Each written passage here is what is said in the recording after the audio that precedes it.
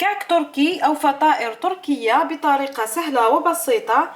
وقبل ما نروح نشوفوا المقادير، نتمنى اللي زارت قناتي اول مره تضغط على زر الاشتراك. باش نحضروا هذه الوصفه نحتاجوا نص كاس زيت، كاس حليب دافي، مغرفه صغيره ملح، مغرفه كبيره معمره مليح خميره الخبز، نحتاجوا 2 مغارف كبار سكر عادي، نحتاجوا فرينه باش نضموا العجينه.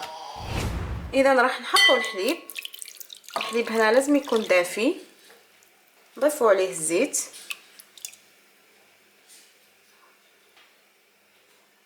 نضيفوا الملح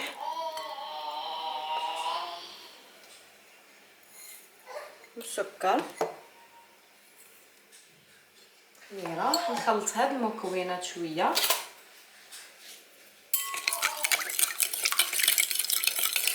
راح نبدا نضيف الفرينه حتى تحصلوا على العجينه. هنا العجين تاعنا لازم يجينا طري، يعني يلصق في اليد هكذا باش يجيونا الفطائر تاعنا خفاف كيبطن.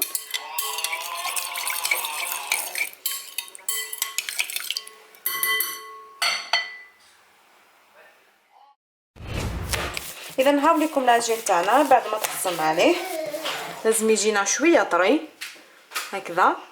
راح نعجنوها شويه من 3 دقائق حتى 4 دقائق. بعد ما عجناها شويه راح نخليوها تخمر، راح نغطوها بابي فيلم ونخليها تخمر حتى يتضاعف حجمها ونرجعوا نشوفوها. اذا بعد ما تضاعف حجم العجين تاعي كما راكم تشوفوا راح نبداو نشكلوه.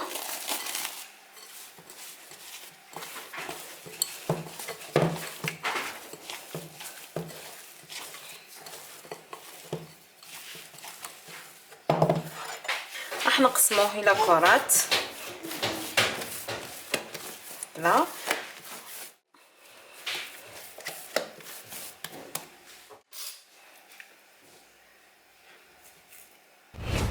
اذا بعد ما شكلت العجينه تاعي الى كرات 9 كرات كما راكم تشوفوا، راح نزيد نخليهم يريحوا مده 10 دقائق ونرجعوا نشوفوه.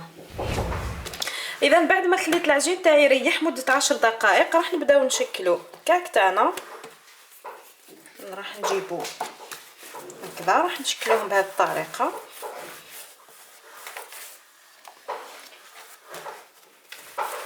هنا الهدف تاعنا من كي خليناهم يريحوا يعني باش يمدوا لنا الطوع كي نفتحوهم، يعني مش باش يزيدوا يطلعوا ولا هكذا. تفتحيهم بهذه الطريقه.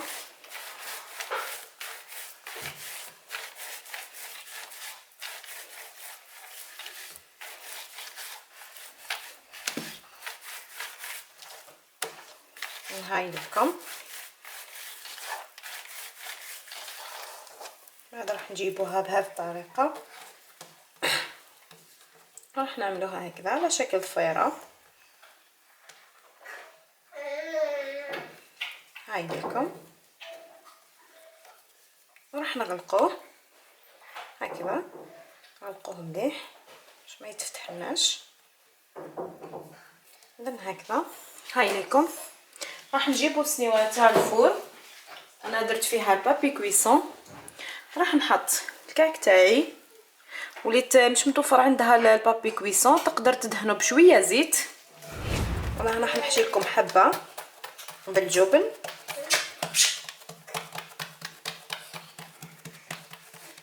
يعني وهذا الكعك يصلح للفطور تاع الصباح ولا يصلح للدراري يديوه هكا لوبجا. نحطوا الفرماج تاعنا منا وراح نلوي عليه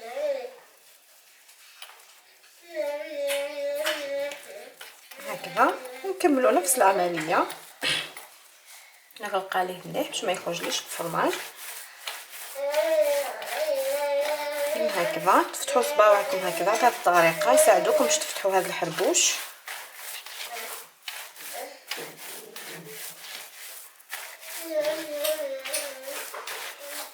نهاوليكم.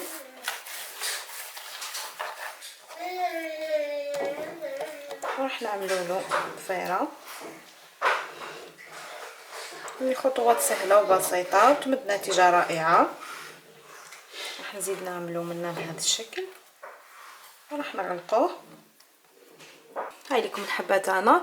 اذا راح نكمل نشكل كامل الكرات هذو اللي عندي ونرجعوا نشوفوهم. اذا بعد ما كملت شكلت كامل الفطائر تاعي راح نخليهم حتى يتضاعف حجمهم وراح نرجعوا لهم.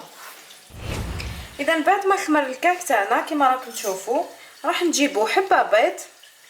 هاي ليكم درت لها مغرفه صغيره زيت وشويه نسكافيه راح نخلطهم مليح. اللي مش متوفر عندها نسكافيه تقدر دير شويه فاني. مغرفه صغيره. اذا راح نمسح بهم وجه الكعك هكذا غير بشويه بلا ما نضغطوا عليه.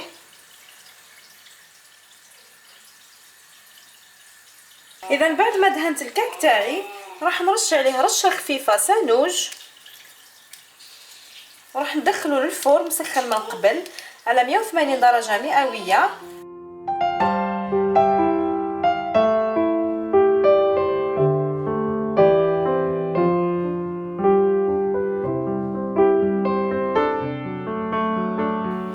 اذا هاوليكم الكعك تاعنا بعد ما جبدناه من الفرن كما راكم تشوفوا خرج لنا ما شاء الله.